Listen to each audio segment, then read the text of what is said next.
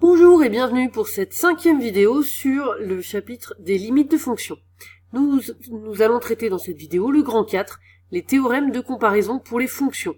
Nous avons déjà vu ces théorèmes pour les suites, donc ça devrait être assez simple à comprendre. Tout d'abord, théorème de comparaison lorsque la limite est infinie. Il y a deux propriétés, soit f et g de fonction, si limite de g de x quand x tend vers plus l'infini est égale plus l'infini, et si pour x assez grand, f de x est plus grand que g de x, alors limite de f de x quand x tend vers plus l'infini est égale à plus l'infini. Effectivement, on avait déjà vu ça avec les suites. Ici, on a la fonction f de x qui est plus grande qu'une fonction qui elle-même tend vers plus l'infini, donc f de x n'a pas d'autre choix que de tendre vers plus l'infini. Et puis, on a la même chose avec moins l'infini, si cette fois-ci, donc si la limite, si la fonction f de x tend vers moins l'infini quand x tend vers plus l'infini, et que cette fonction est plus grande qu'une autre fonction, donc g de x se trouve plus petite qu'une fonction qui tend vers moins l'infini, donc nécessairement g de x tend elle aussi vers moins l'infini. Donc là c'est en plus l'infini. Alors que signifie pour x assez grand? Eh bien ça veut dire il existe x0 tel que pour tout x plus grand que x0, f de x plus grand que g de x. Donc pourquoi est-ce qu'ici c'est pour x assez grand? Parce que là, dans ces propriétés, on est à la limite quand x tend vers plus l'infini. Donc il faut que tout ça fonctionne lorsque x est vers plus infini. Donc pour x plus grand qu'un certain x0. De la même façon dans la deuxième propriété. Ces propriétés, là, on les a vues quand x tend vers plus l'infini, mais ça fonctionne également quand x tend vers moins l'infini ou quand x tend vers a pour les fonctions, c'est possible. Pour les suites, ça n'était pas possible. Voilà les mêmes propriétés, mais cette fois-ci lorsque x tend vers moins l'infini. Ici, par contre, ça n'a pas changé. Ici non plus.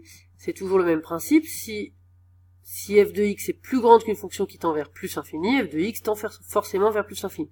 Donc ici, c'est vers moins l'infini. C'est pour cela qu'ici, je l'ai mis en rouge juste pour montrer la différence, que c'est lorsque pour x assez petit, c'est-à-dire s'il existe x0 tel que pour tout x inférieur ou égal à x0, puisque là, il faut que cette inégalité soit vraie vers moins l'infini.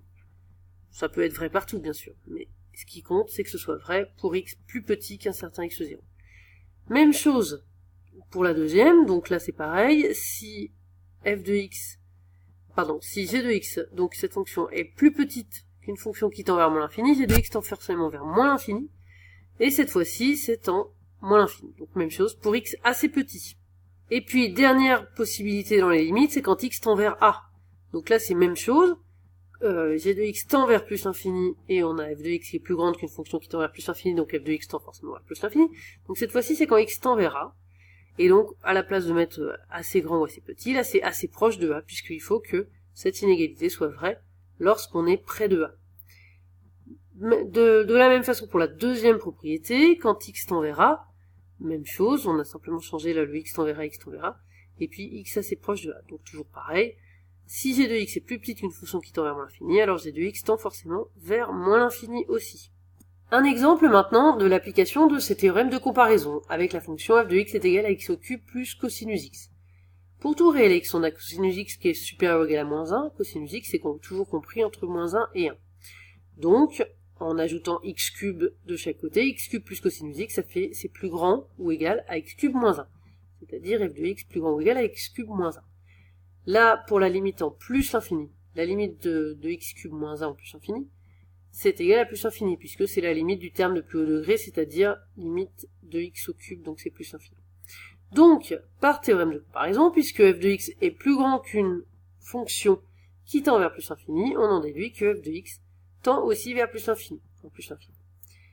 De la même façon, on va pouvoir faire le même genre de raisonnement en moins l'infini. En effet, pour tout réel x, on a cosinus x inférieur ou égal à 1, donc f de x inférieur ou égal à x cube plus 1.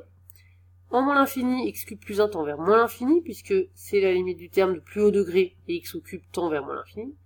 Donc on a f de x qui est inférieur ou égal à une fonction qui tend vers moins l'infini, en moins l'infini.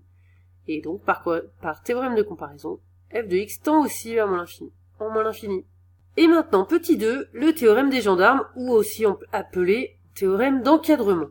Ce théorème, donc toujours analogue à celui que nous avons vu pour les suites, on a trois fonctions et une limite L, enfin un réel L.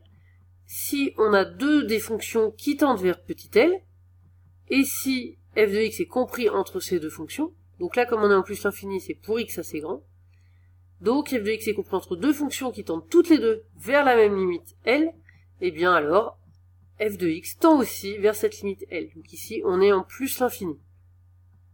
Comme tout à l'heure pour les théorèmes de comparaison, ici on est en plus l'infini, mais on a ce théorème qui est exactement le même en moins l'infini ou quand x tend vers a.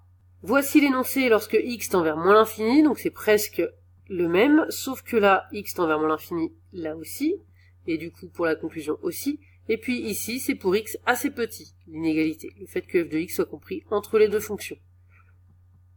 Et pour finir, toujours ce théorème des gendarmes ou d'encadrement, avec cette fois-ci la limite quand x tend vers a. Donc ici, on a limite quand x tend vers a, ici aussi, et pareil dans la conclusion quand x tend vers a. Et de ce fait, ici c'est pour x assez proche de a qu'on doit avoir l'inégalité, la fonction f compris entre les deux autres. Voici maintenant un exemple d'application du théorème d'encadrement, avec la fonction f de x égale cosinus x sur x qui est définie sur r étoile, puisque x ne doit pas être égal à 0, puisqu'il est au dénominateur. Alors, pour tout réel x non nul, on sait que cosinus x est compris entre moins 1 et 1. Donc moi, je voudrais voir pour f de x ce que ça va donner. Alors là, je suis obligé de prendre pour x strictement positif, parce que sinon, on a les symboles ici qui pourraient être modifiés. Donc pour tout x strictement positif, là les symboles ne sont pas modifiés, je peux, dans cette inégalité, diviser partout par x.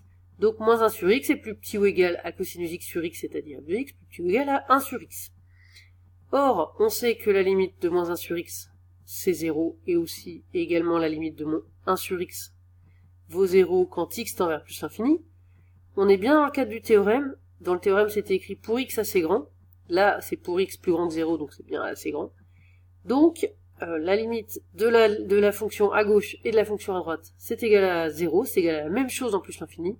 On en déduit donc, d'après le théorème d'encadrement, que f de x tend, elle aussi, vers 0, en plus l'infini. Toutes les limites sont au même endroit, en plus l'infini.